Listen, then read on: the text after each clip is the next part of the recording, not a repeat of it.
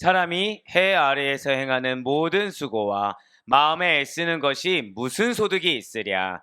일평생에 근심하며 수고하는 것이 슬픔뿐이라. 그의 마음이 밤에도 쉬지 못하나니 이것도 헛되도다. 아멘. 할렐루야. 네, 오늘도 변함없이 살아있는 주님의 말씀의 은혜를 사모함으로 말미암아 우리가 이렇게 하루의 시작을 하나님과 동행함으로 이렇게 말씀과 기도를 하는 것을 주께서 기쁘게 받으시사, 자, 우리 한번 크게 고백하고 시작하겠습니다. 나에게 모든 것이 유익입니다. 아멘. 네, 그 사실을 믿는 믿음으로 이렇게 특별 새벽 기도에 함께하고 계신 우리 모든 성도님들을 주님 환영하고 축복합니다. 자, 이 시간 우리는 전도서를 통해서 은혜 받는 귀한 시간을 가지고 있습니다. 자, 전도서의 핵심 주제는 이제 너무나도 잘 알고 계실 거예요. 1장 3절을 시작으로 해서 이제 앞으로 계속해서 또 나오게 될 텐데, 해 아래 인생의 모든 허무, 그 모든 허물을 선언하는 것이 바로 전도서의 핵심 주제가 된다는 것이죠. 그 주제 안에서 오늘 본문 말씀, 이 2장 22절로 23절의 말씀은, 자, 절대 고백하실게요. 죽음으로 모두 끝나버립니다. 네, 죽음으로 모두 끝나버리는 인간의 그 모든 수고의 헛됨을 이야기하고 있다는 거예요. 그러니까 어제 약간 이어지는 느낌이실 텐데요. 인간이 아무리 수고를 한다고 해도 하나님 없이 하는 수고 중에 죽음을 이길 것이 없다는 거죠. 죽음 앞에 모두 다 허무하게 끝나버리고 만다라는 것입니다. 그렇습니다. 우리들은 살아가면서 인생관이란 걸 갖게 돼요. 그러니까 모든 사람은 하다못해 그냥 무의도식을 한다, 또는 그냥 나는 누구하고 어울리고 싶지 않아, 나 혼자 살겠다라는 사람들조차도 인생관이 있다는 거죠. 각자들만의 나름의 인생관이란 것을, 사람이라고 한다면 그 한 사람 한 사람 본인이 깨닫든 깨닫지 못하든 인생관을 갖고 있다는 거예요. 우리 청년 중에 한 명이 이제 학원을 운영하는 친구가 있어요. 과외를 하는 친구가 있는데, 아마 그 과외를 하는 친구 같은 경우에서도 그 학생하고 대화를 하다 보면 이 친구가 어떤 인생관을 갖고 있느냐에 따라서 그 학생이 뭐 공부에 대한 열의를 보이든지, 아니면 마지못해 끌려오면서 다른 비전이나 다른 꿈, 그것이 이제 선생님 눈에는 좀 허황된 보인다든지, 아니면 그래 얘는 이런 꿈이 있을 수 있겠구나, 여러 가지 판단을 줄 만한 인생관들을 다 갖고 있다라는 것입니다. 인생관이 무엇이죠? 인생관. 제가 아마 여러분한테, 자, 우리 뭐 장로님이나 권사님이나 집사님의 인생관은 무엇입니까? 우리 청년의 인생관은 무엇입니까? 라고 물으면은 대다수가 딱 이런 표정들이십니다. 네, 딱 이런 표정인 거죠. 뭐지? 아, 나 뭔가 있는 것 같은데 나 뭐지? 약간 그런 식으로. 그러니까 정확히 좀 표현하자면, 자, 저 따라 고백하실게요. 어떠한 생활 방식, 요거를 기억하시면 돼요. 그러니까 사람마다 어떠한 생활 방식을 가지고 살아가는가의 문제. 그러니까 누군가는 밥을 아침에 밥에 김치만 먹어도 와 행복하다고 하는 분들이 있을 수가 있죠. 근데 누군가는 꼭 여기에 계란 후라이 하나 정도 있어야 되는 거예요. 누군가는. 절 보지 마세요. 저는 원래 아침을 잘 안 먹습니다. 예, 전 아니고요. 계란 후라이 하나 정도가 있어야 되고, 또 누군가는 이 계란 후라이 가지고는 뭔 말이냐, 매일 아침마다 남편 일 나가는데 아내가 바꿔줘야지라고 생각하시는 그런 분들도 계시다는 거죠. 같은 아침이라는 주제 아래 생활 방식이 지금 같습니까? 다릅니까? 전혀 다르다는 거예요. 그러니까 사람들이 어떠한 생활 방식을 가지고 살아가는가의 문제가 바로 무엇이다? 인생관이라는 거예요. 그렇다면 여러분들에게 한번 질문을 다시 드려볼게요. 그러니까 여러분들의 인생관은 무엇입니까? 그것이 아니라, 사는 여러분들은 어떻게 살아가고 계시고 어떻게 살아가야 하는 것입니까? 라고 했을 때, 오히려 우리 이제 고3 이제 곧 졸업하는 친구들 같은 경우에는 대답이 확 나옵니다. 왜냐? 자, 어느 대학, 어느 학과에 대한 비전이 있어요, 없어요? 비전이 있거든요. 그러니까 그걸 딱 얘기할 수 있다는 거예요. 아, 저는 내년에 이런 대학에 이런 학과에서 이렇게 공부하면서 살아가고 싶습니다. 명확하죠. 근데 어른들은 오히려 어른들일수록 어렵다는 거예요. 왜냐하면 지금 내가 하고 있는 일이 나의 비전과 동일하면 괜찮습니다. 근데 내가 하고 있는 일이 내가 원치 않는 일이 아닐 수도 있다는 거예요. 원하는 일이 아닐 수도 있다는 거죠. 원하는 일이 아닐 수도 있고, 또는 내가 원하는 일도 맞고 하나님 비전 주신 것도 알겠는데, 어느 순간 다람쥐 쳇바퀴 돌아가듯이 매번 반복되는 삶을 살아가다 보니까 어떻게라는 질문에 대해서, 뭐 어떻게야, 그냥 매번 하던 대로 살아가는 거지, 이런 대답이 나올 수도 있다라는 거예요. 네, 사실은 근데 이런 질문에 대해서, 이러한 문제에 대해서, 자, 지금 생각이, 즉 한번 저 따라 고백하실까요? 사고하는 방식, 예, 조금 어려울 수 있지만 사고하는 방식이 사람마다 다 다르다는 것이죠. 하다못해 아까 잠깐 우리 청년들, 학생들 얘기했지만, 학생들이 들어가는 그 학과에서도 모두 다 똑같은 비전과 똑같은 목적을 두고 똑같이 공부를 할까요? 아니요. 학생들마다 다 다르다는 거예요. 다 다르다는 것입니다. 인생관이라는 것은요. 그 사람이 가지고 있는 과거의 경험, 배워온 학식과 교양의 정도, 사회적인 지위, 성격 등에 의해서 형성된다는 거죠. 즉 좀 더 쉽게 말씀드릴까요? 선천적입니까? 후천적입니까? 후천적이 된다는 거예요. 선천적인 어떤 성향도 있을 수 있겠지만 여기에 후천적인 것들이 다 덧입히게 된다라는 것입니다. 또한 이 인생관은 세계관과 밀접하게 연관이 돼 있어요. 세계관. 오히려 요즘 친구들이 더 이제 이런 세계관은 이제 엔터테인먼트 사업에서 이제 워낙 세계관을 형성시킨다고 하니까 더 익숙할 수가 있는데 세계관과 밀접하게 관련이 있다는 거죠. 무슨 말씀일까요? 사람의 인생관이라는 것이 여러분들 이해하기 쉽게 말씀드리면 뭐 예를 들면 비관주의와 낙천주의, 무신론과 유신론, 현실주의와 이상주의, 경험주의와 합리주의 등등이 있을 수 있다는 거예요. 그러니까 누군가는 경험에서 얻은 것을 좀 더 익숙하게, 좀 더 이것을 맞다고 여기는 분들이 있고, 누군가는 경험하지 못하더라도 무엇이 더 합리성이 있는가, 이거에 포커스를 두는 사람도 있다는 거죠. 누군가는 하나님은 존재한다 라는 분이 계시고 있을 수가 있고, 누군가는 신은 존재하지 않는다. 그러면 이 하나님이 존재한다는 부에서도 또 나눠질 수가 있겠죠. 누군가는 그 하나님을 우리가 믿는 유일신 여호와 하나님으로 믿는 사람도 있고, 누군가는 뭐 부처다 뭐 이런 식으로 이단 뭐 다른 뭐 여러 가지 우상을 숭배하는 분들도 있을 수 있겠죠. 그렇다면 우리는 예수 그리스도를 믿는 우리들은 어떠한 인생관이 있는 것입니까?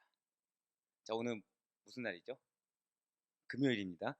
우리 금요일 날 뭐 하죠? 기도회를 갔습니다. 우리 기도회 중에 다음 세대에 대한 기도가 있습니다. 우리가 다음 세대의 기도에 바로 이 자녀들의 인생관을 두고 사실 기도한다는 거예요. 자녀들의 인생관. 자, 그리스도의 인생관은 무엇입니까? 자, 저를 고백하실게요. 천국의 인생관, 하나님 중심의 인생관, 성경적인 인생관. 반드시 이 세 가지가 있어야 된다는 거예요. 믿는 자들의 인생관은 천국의 인생관이 있어야 되고요. 그러니까 천국 중심인 거죠. 그 다음에 누구 중심이어야 된다? 하나님 중심이어야 된다는 것입니다. 또 어떤적인, 그러니까 비단 성경 중심이 아닙니다. 성경적인, 그러니까 모든 삶이 다 성경적이어야 된다는 거예요. 성경적인 인생관이어야만 된다는 거죠. 그렇습니다. 이걸 통틀어서 무슨 세계관이냐고 하냐? 절대 고백하실게요. 기독교 세계관. 그렇습니다. 이 그리스도인들은 기독교 세계관을 가져야 된다는 거예요. 구속사에 입각한 자기 삶의 해석, 이것이 기독교 세계관입니다. 그러니까 나의 삶에 대한, 지금 내 상태에 대한 해석을 어디서 가져야 된다고요? 그냥 우리가 흔히 말하는 것처럼 말씀에 비춰봐야지, 이 정도가 아니라 구속사, 하나님의 계획, 하나님의 섭리, 하나님의 뜻, 그 가운데 자기 삶의 해석을 가져가야 된다는 것입니다. 그러기 위해서 세상을 무엇을 기준으로 인식해야 됩니까? 하나님의 말씀을 기준으로 인식해야 된다는 거예요. 사랑하는 여러분들, 이스라엘 백성들이 아시다시피 디아스포라를 겪었습니다. 포로 생활을 겪었어요. 슬픈 일입니까? 기쁜 일입니까?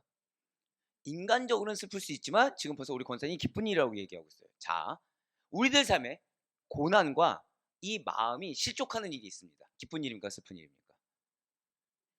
자, 왜 웃음이 나오죠? 머리를 아는 거예요. 왜요? 앞에 지금 벌써 얘가 딱 뭐예요? 포로 생활조차 기쁜 일이라고 우리가 고백했는데, 지금 우리 중에 포로 있습니까? 없습니까? 노예 있어요? 없어요? 아무도 없어요. 근데 내 마음이 어려워 죽겠는 거예요. 내 환경이 지금 급박해 죽겠는 거예요. 이럴 때 우리는 뭘 느끼죠? 구속사가 웬 말입니까? 지금 내가 힘들어 죽겠는데, 네? 하나님 뜻이 어디 있겠습니까? 지금 내가 지금 이 상황을 빨리 타개해 죽겠는데 아무것도 보이지 않는다는 거죠. 하지만 그것이 틀리다라는 것을 인정할 수 있게 해주는 것, 그것이 무엇입니까? 기독교 세계관이라는 거예요. 그래서 믿는 자들이 알아야 되는 것입니다. 알아야 우리가 도망을 못 쳐요. 알아야 우리가, 그러니까 외면하거나 핑계댈 수가 없는 것입니다. 예, 맞아요. 하나님의 말씀을 기준으로 세상을 인식하는 것에서 끝나는 것이 아니라 나의 삶의 해석을 어디에 입각하라? 한 번 더 저다 고백하실게요. 구속사. 구속사예요. 하나님의 계획과 하나님의 뜻 가운데. 저는 하나님의 계획 모르는데요. 성경을 보시라니까요. 예, 너무 크게 웃으셔가지고. 성경 보면은 이스라엘 백성들을 향한 하나님의 구속사를 우리가 볼 수 있습니다. 그것이 결국 누구의 것이에요? 절대 고백하실게요. 그것이 나의 것입니다. 예, 맞아요. 그것이 나의 것이라는 거예요. 그래서 우리가 우리의 삶 가운데 내 영적 상태에 대해서 일일비하지 않을 수가 있다라는 것입니다.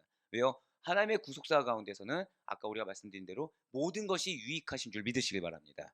모든 것이 선하고 합하신 줄 믿으셔야 된다는 거예요. 만약에 이렇게 바른 인생관, 결국 그리스도인에게 바른 인생관은 무엇이라고요? 기독교 세계관이라는 거죠. 이 기독교 세계관을 가지고 있지 않다고 한다면 세상에서 일어나는 일이나 우리 삶 가운데 놓여지는 그 현상 그 자체에 매몰되게 돼서요, 그 현상 이면에 있는 하나님의 섭리와 뜻을 이해하지도 받아들이지도 발견하지도 못한 채 어느 순간 하나님의 대척점에 서 있는 나를 보게 된다는 것입니다. 그렇다면 솔로몬은 어제의 말씀을 통해서 무엇에 대해 허무함을 토로했었나요? 죽음의 장벽으로 인해서 나의 모든 수고와 노고가 얻은 결과, 그 얻은 결과를 영원히 누릴 수가 없다는 거였어요. 그리고 어떤 인물이 될지도 모르는 후계자에게, 나의 자녀에게 그 모든 것을 넘겨줄 수밖에 없는데 관리의 유무에 대해서 알 수 있다 없다? 없다라는 사실에 대해서 말하면서 인생의 어마음을 탄식했다는 거죠. 열심히 노력했어요. 추구하지 않아서 문제가 아닙니다. 열심히 노력했어요. 열심히 쌓아왔어요. 근데 이게 나의 죽음 앞에서 내가 영원히 누릴 수가 없는 것입니다. 그래서 이거를 내가 살아가는 자녀한테 좀 맡겼으면 좋겠어요. 근데 솔로몬만 봐도 지금 솔로몬이 왕위를 그냥 무혈 입성하였습니까? 아니면은 위기 가운데서 하나님의 은혜로 왕이 채택되게 됐습니까? 예, 당연히 후자라는 걸 우리 너무나도 잘 알고 있어요. 솔로몬의 가장 대척점에 있던 인물이 누구였습니까? 셋째 형이었던 아도니아였어요. 누구나 다 아도니아를 찬성하고 있었다는 거죠. 그러니까 솔로몬은 그냥 막연하게 가만히 있어서 하나님이 날 세워주셨지라고 인정을 할 수가 없는 상황이었다는 거예요. 그러니까 세워졌을 때 그제서야 하나님이 날 세워줬구나 라고 여긴다는 거죠. 근데 만약에 믿음이 없다고 한다면 하나님이 세우신 걸 생각하겠습니까? 아도니아로 인해서 내 마음이 어려웠던 걸 생각하겠습니까? 여러분들, 마음이 어려워져 있을 때, 내가 믿음이 떨어져 있을 때 하나님께서 나에게 베푸신 은혜가 생각나십니까? 아니면 내가 지금 직면한 어려움의 상황이 생각나시듭니까? 우리는 내가 어려우면 어려운 상황만 생각난다는 거예요. 근데 지금 솔로몬이 어떤 상황이죠? 허무감만 느끼고 있을 때예요. 허무감. 그럼 믿음이 있는 걸까요? 아니면 지금 믿음이 없는 걸까요? 지금 믿음 있는 상태가 아니라는 거예요. 그럼 뭐만 보일까요? 지금 자기가 어렵게 왕위에 올라갔던 그 과정이 보이는 겁니다. 그러니까 지금 자기 아들들을 봤어요. 자기 아들들 보니까 무엇이 생각날까요? 얘네들이 아빠의 마음을 순적하게 하기 위해서 하나님을 믿는 믿음으로 순차적으로 잘 왕위도 양위해주고 오히려 나 때보다 더 왕국을, 이스라엘 왕국을 잘 건국하겠구나, 이런 생각이 들겠습니까? 아니라는 거죠. 누가 후계자가 될지 모르는 겁니다. 내 마음에 끌리는 자녀가 있다고 하더라도 누가 후계자가 될지도 모르고요. 결국 이것이 무엇이죠? 절대 고백하실게요. 불투명한 미래. 예, 불투명한 미래만 보이더라는 거예요. 그러니 근데 거기에 대해서, 그 불투명한 미래에서 자기가 이룩한 것을 자기만큼 잘 관리할 거라 확신이 있겠습니까? 없다라는 거죠. 그래서 허무하다는 거예요. 그리고 오늘 본문에서도 그 허무감이 계속되고 있어요. 자, 오늘 본문 22절 말씀 보시길 바랍니다. 사람이 해 아래에서 행하는 모든 수고와 마음에 애쓰는 것이 무슨 소득이 있으랴. 아멘. 지금 소득 없이 쉬지도 못하면서 평생 애쓰는 수고의 허물을 토로하면서 인간의 절망적인 상황을 보다 더 지금 강조하고 있는 것입니다. 그러니까 어제의 말씀에 의해서 인간의 절망적인 상황이 얼마나 지금 처절하고 얼마나 비참한지를 더 강조하고 있다는 거예요. 그 가운데 22절 후반부 맨 마지막에 지금 무엇이라고 강조하고 있습니까? 무슨 소득이 있으랴. 산 여러분들 그 직장 생활 하시잖아요. 회사도 다니고 사업장도 운영하십니다. 한 달 내내 일을 했는데 수익이 없다. 일하시겠습니까? 일하시겠습니까? 제 신방했는데 그 이제 어떤 분이 저한테 그 얘기하더라고요. 바쁘시다는 거예요. 그래서 너무 축하한다. 바쁜 게 좋은 거 아니냐라고 했을 때 그분이 하신 말씀이 딱 하나 있었습니다. 근데 수익률이 이전보다 나쁘다는 거예요. 수익률이. 그러니까 똑같이 일을 하는데 수익은 훨씬 떨어지는 상황인 거죠. 그때 제 마음이 어떨까요? 왜 감사가 없어? 이런 생각 안 듭니다. 큰일 났다. 이 동기부여가 안 될 텐데 이거 어떡하나, 이거 지금. 더 기도해야겠다, 이런 생각이 드는 거죠. 자, 수익률이 똑같은 일을 해서 500만 원을 버는 것과 똑같이 일을 해서 300만 원을 벌게 돼요. 아예 500만 원을 벌어보지 않았으면 300만 원을 벌면 열심히 할까요, 안 할까요? 당연히 열심히 합니다. 근데 500만 원을 벌다가 똑같이 일을 하는데 300만 원을 벌어요. 그럼 이게 마음에 열심이라는 게 생길까요, 안 생길까요? 낙심이 생긴다는 거예요, 오히려. 이건 뭐 감사의 유무가 아니죠. 왜요? 이미 그전에 벌어봤기 때문에. 지금 근데 문제는 무엇입니까? 300도 없는 거예요, 지금. 솔로몬의 고백은 뭐라고요? 무슨 소득이 있으랴. 지금 이 질문은 그 사람에게 떨어지는 것이 무엇인가? 아니, 그 사람에게 남는 것이 무엇인가? 라는 질문으로 이해될 수 있어요. 이 질문에 대한 대답이 무엇이죠? 당연히 아무것도 없다라는 거예요. 그렇습니다. 죽음이라는 장벽 앞에서요. 인간이라는 존재에게 영원히 남아있을 수 있는 것은 아무것도 없더라는 것입니다. 지금 솔로몬이 한 수고가 단순히 육체적으로만 감당했던 그런 수고입니까? 아니라는 거예요. 오늘 본문 22절만 봐도 그냥 수고라고 하지 않아요. 모든 수고와 마음에 애쓰는 것이라고 지금 고백하고 있지 않습니까? 수고와 괴로움이라는 것이 그저 육체적인 것으로만 한정된 것이 아니라는 거예요. 이 마음의 고통까지 수반함과 동시에 그 수고가 그야말로 심혈을 기울인다라는 거죠. 그럼에도 불구하고 아무런 소득이 없는 것으로 결론이 난다라는 거예요. 얼마나 허탈하겠습니까? 그 목회자가 허탈할 때가 있습니다. 언제 허탈하냐면 제가 여러분들 앞에 이제 다른 건 못 드러내도 왜 저 기도는 정말 열심히 하는 거 알고 계시잖아요.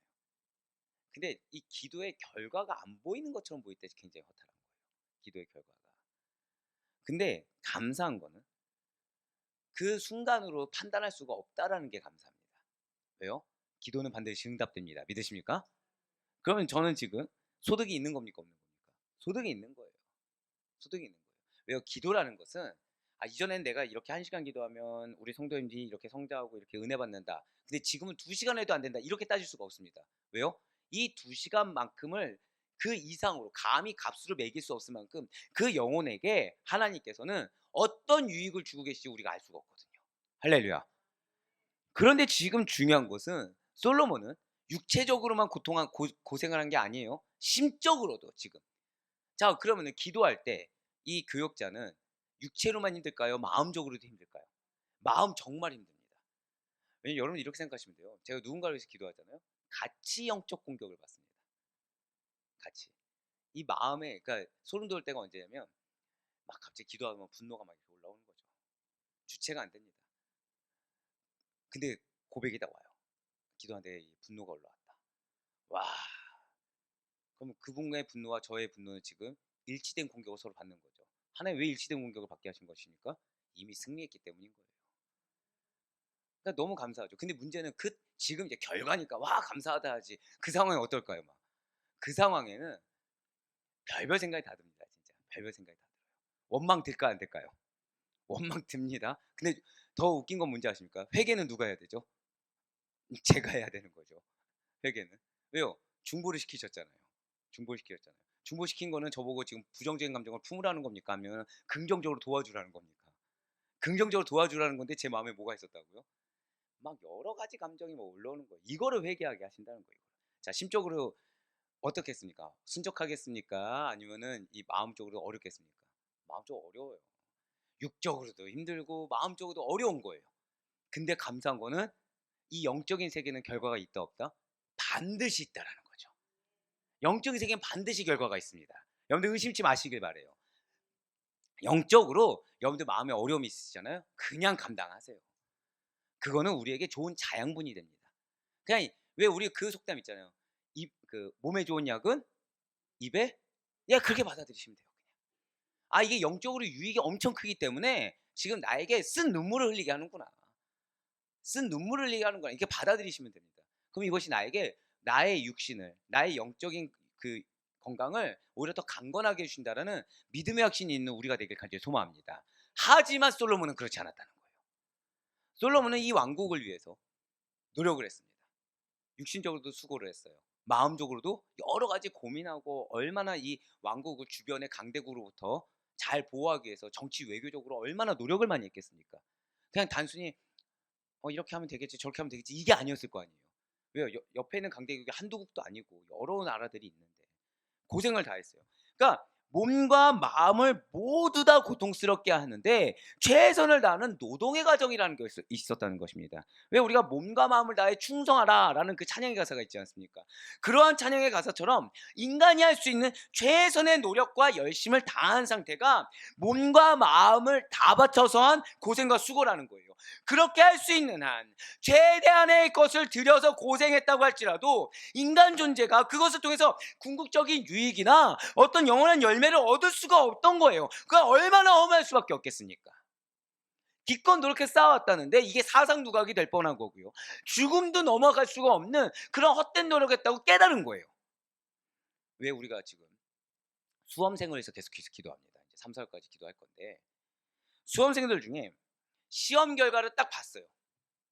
근데 실망하는 친구들 있잖아요. 그러니까 누가 언제 가장 실망을 많이 할까요? 수험생들이. 수험생 자신이 그동안 공을 들였어요.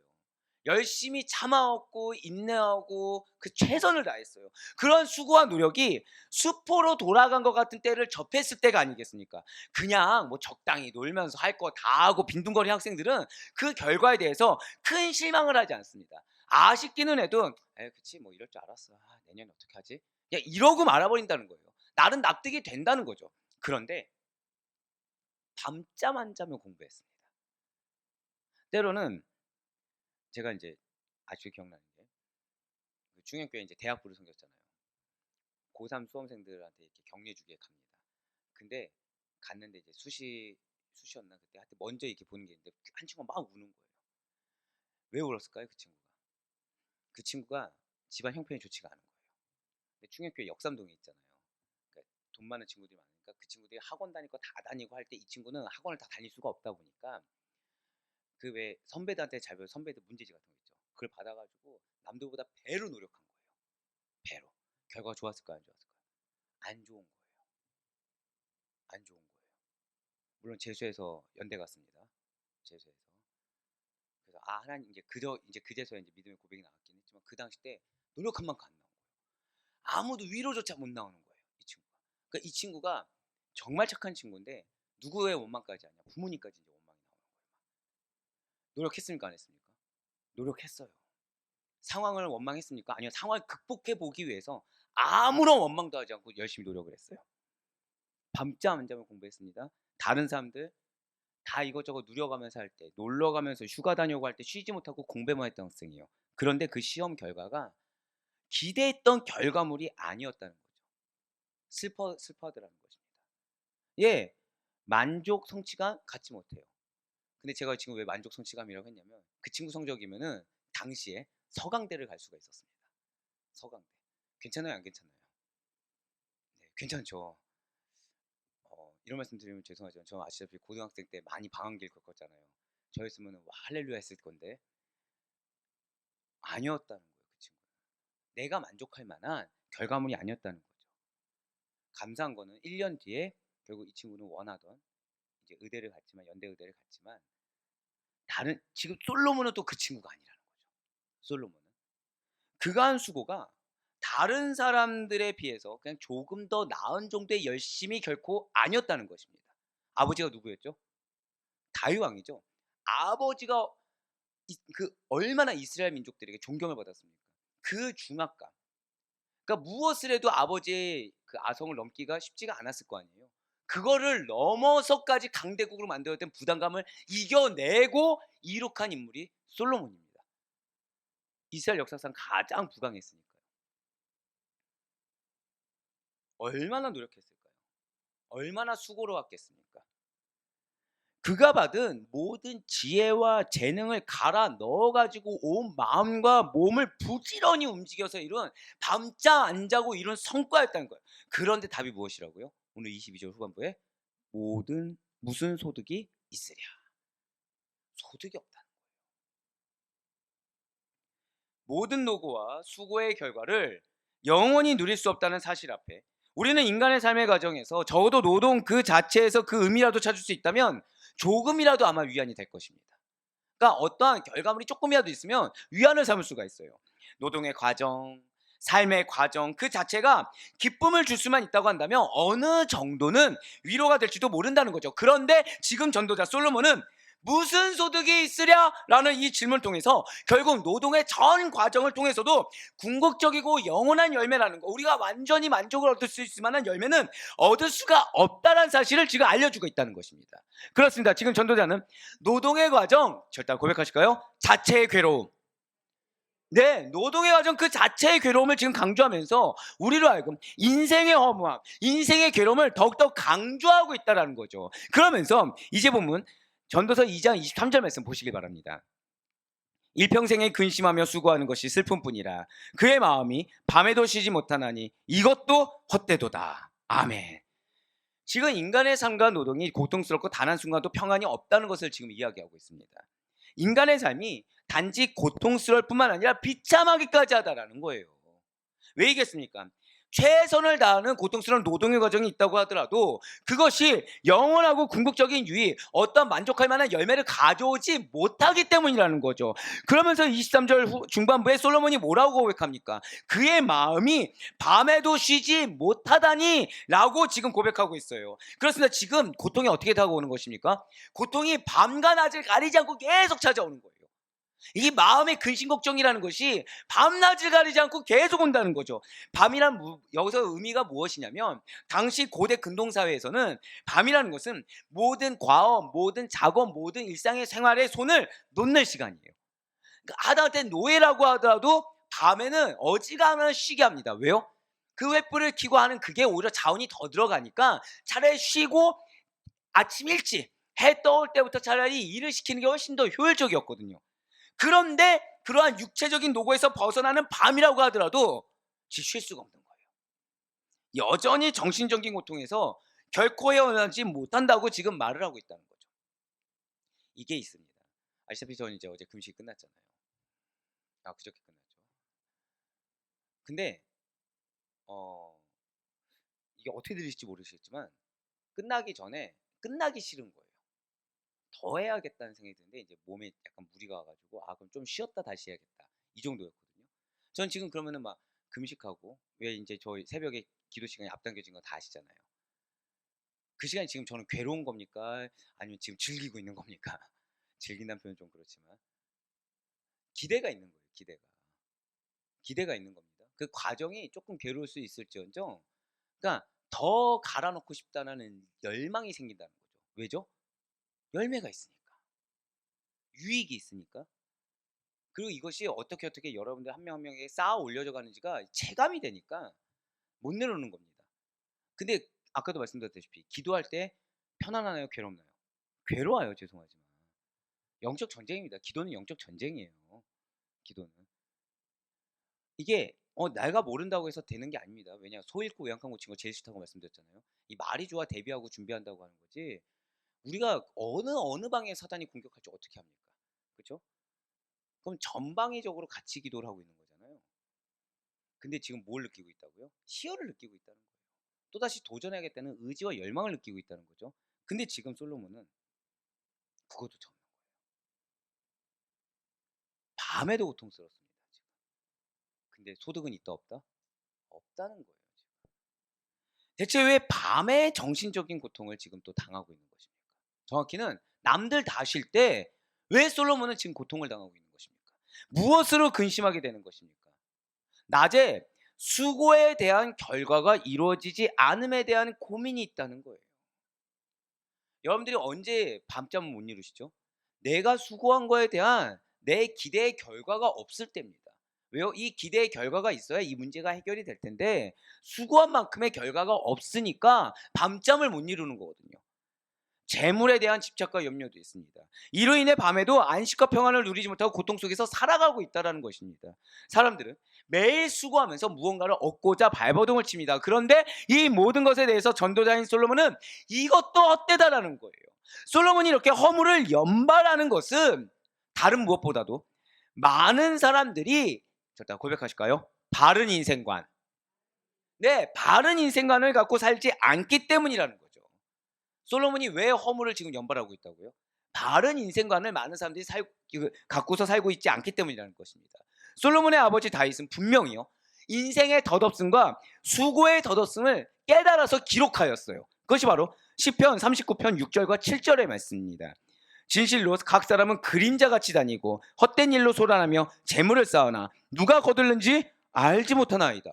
자, 지금 6절만 봐도 재물을 쌓았는데 내가 재물을 쌓았어요. 근데 내가 거둬요? 누가 쌓을지 알지 못한다고 얘기하고 있어요. 누가 쌓을지 알지 못하다고 있다는 거예요. 수고로운 게 덧없다는 것입니다. 7절 보세요. 주여 이제 내가 무엇을 바라리요? 나의 소망은 누구께 있습니까? 주께 있나이다. 결국 지금 내 인생에서는 소망이 없다는 거예요. 내 인생은 덧없다는 것입니다. 그런데 누구에게만 소망이 있다고 이미 고백을 했죠? 주님께만 있다고 아버지 다윗이 이미 고백을 했어요. 이미. 그렇습니다. 지금 다윗은 그림자 같은 삶에 헛된 일에 소망을 두지 않습니다. 다윗은 세상 사람들과 다른 길로 참되고 온전한 삶으로 의미 있는 삶의 길로 나아갔어요. 다윗은 참되고 온전한 삶을 살기 위해 하나님만을 소망으로 하는 삶을 살고자 했습니다. 어떠한 재물이나 세상의 명예가 아니라 하나님을 목표로 하는 삶을 다윗 왕은 살았다라는 거예요. 그런 삶을 살았기 때문에 다윗은 결코 허무하지 않는 삶을 살 수가 있었던 것입니다. 죽음 이후에 더욱 아름답게 기억된 자로 남을 수가 있었던 거. 왜요? 하나님만을 목표로 하는 삶을 살았기 때문에 죽음 이후에도 더욱 아름답게 기억될 수가 있었다는 거예요. 진실로 다윗은 그렇기 때문에 오늘날 우리의 뇌리에도 아름답게 기억될 뿐만 아니라 하나님께도 귀하고 형통한 상, 당신의 마음에 합한 자로 영원히 기억되고 있다는 거죠. 근데 이 다윗이 누구 왕이라고요? 누구의 아버지라고요? 솔로몬의 아버지라고요. 산 여러분들, 절대 고백하실게요. 제가 다윗같이 되겠습니다. 이것이 무슨 뜻인지 아시겠습니까? 여러분들 후대에게 이러한 신앙의 본이 되길 간절히 소망합니다. 최소한 우리는 후대에게 기회를 줄 수 있어야 돼요. 아, 이것이 신앙의 길이구나. 이것이 하나님 마음에 합한 자구나. 라는 기회를 줄 수 있어야 된다는 거예요. 그 기회를 붙잡고 안 붙잡고 지금 솔로몬처럼, 그럼 솔로몬은 이미 사실은 지금 아시다시피 스스로 시험해보고 있는 거잖아요. 이것이 헛된지 이것이 유의미한지. 왜? 지금 쾌락도 해봤고 지혜도 해봤고 다 시험해봤죠. 해볼 필요가 있는 겁니까 없는 겁니까? 전혀 없다는 거예요. 왜요? 아버지 다윗이 지금 이미 기록됐어요. 이미 다 보여줬어요. 여러분들 시편에 헛되다 있는 거 아셨어요 모르셨어요? 지금 나와 있잖아요. 인생의 헛됨, 수고의 헛됨, 누구 없는? 하나님 없는. 이미 다 기록해서 보여줬어요. 근데 그 아들이 인생 말미가 어땠죠? 솔로몬이. 여러분 솔로몬 인생 말미하면 뭐가 생각나십니까? 하나님께서 멀어졌어요. 그러니까 하나님이 이미 보여줬던 그 신앙의 모본도 못 보고 있었다는 것입니다. 우리 올해 목표가 무엇이죠? 내가 무엇이 돼야 된다? 신앙의 모본이 돼야 돼요. 왜 내가 신앙의 모본이 돼야 되냐면 여러분들로 인해 누군가는 기회를 얻게 됩니다. 여러분들로 인해 여러분들의 자녀는 또 다른 기회를 얻게 된다는 거예요. 제가 지금 남도 얘기하지 않았습니다. 여러분들의 자녀예요. 여러분들의 가족이에요. 그래서 내가 내 상태에 매여 있을 틈이 없습니다. 죄송하지만. 왜요? 자, 나는 내 자녀가 몇 월 며칠 몇 시에 나를 모본으로 삼을지 알고 있다. 있으세요 없으세요? 아무도 없거든요. 내가 언제 하나님께 그렇게 쓰임받을지 우리는 아무도 알 수가 없다는 것입니다. 그렇기 때문에 지금 내가 어떠한 타당한 이유가 있다고 하더라도 올해 나에게 하나님께서 신앙의 모본이라는 공통된 목표를 우리 아델보이교회에 주셨다고 한다면 계속 깨어 있어야 되는 거예요. 계속 바르게 서 있어야 되는 거예요. 왜요? 비록 내가 그러할지언정 하나님은 나의 무엇을 보셔요?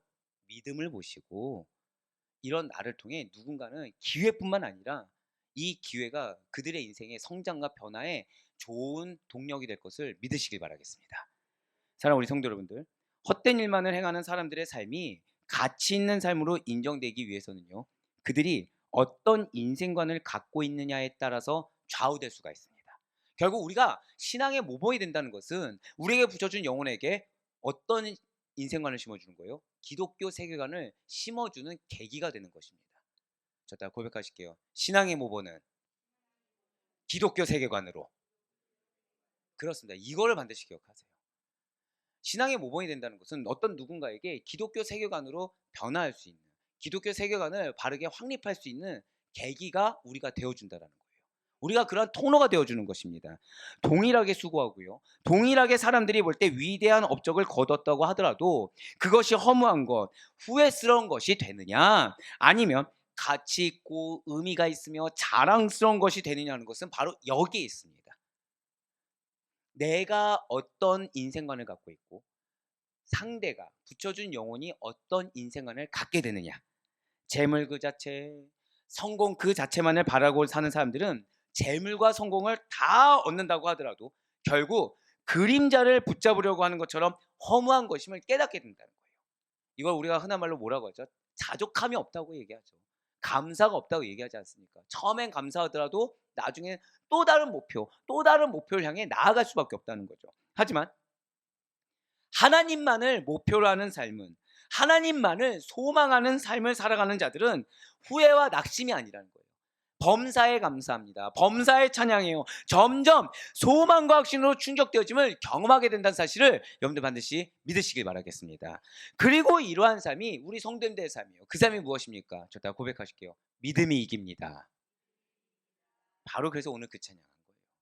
믿음이 이긴다라는 그 찬양의 가사를 믿고, 아 그래, 하나님이 나를 믿게 하셨고 하나님이 나를 이 믿음으로 승리하게 하시지, 그 사실을 믿는 믿음으로 현실의 극복이 무엇인지, 역전하는 무엇인지를 경험하는 삶이 우리의 삶이라는 것입니다. 그런 우리의 믿음으로 승리한 삶을 누군가는 바라보고 어떤 세계관을 갖게 된다고요? 기독교 세계관을 갖게 된다라는 거예요. 그래, 바라고나옵기는 우리 모든 성도님들께서도 어떠한 인생의 허무와 수고의 헛됨에서 벗어나시사 하나님께서 허락하시고 하나님께서 예비하신 삶의 모습을 오직 말씀에 비춰보시는 가운데 그 진정한 가치가 어디에 있는지, 그 영적 가치를 깨달으시며 평생의 삶을 이렇게 기독교 세계관으로서 신앙의 모범을 보이는 자로서 오직 기쁨과 감사로만 나아갈 수 있는, 그래서 허다한 결심해지며 헛되지 않는 모든 것이 유익이 무엇인지를 증명하며 살아가는 우리 성도님들의 삶이 될 수 있기를 주님의 이름으로 간절히 축원합니다.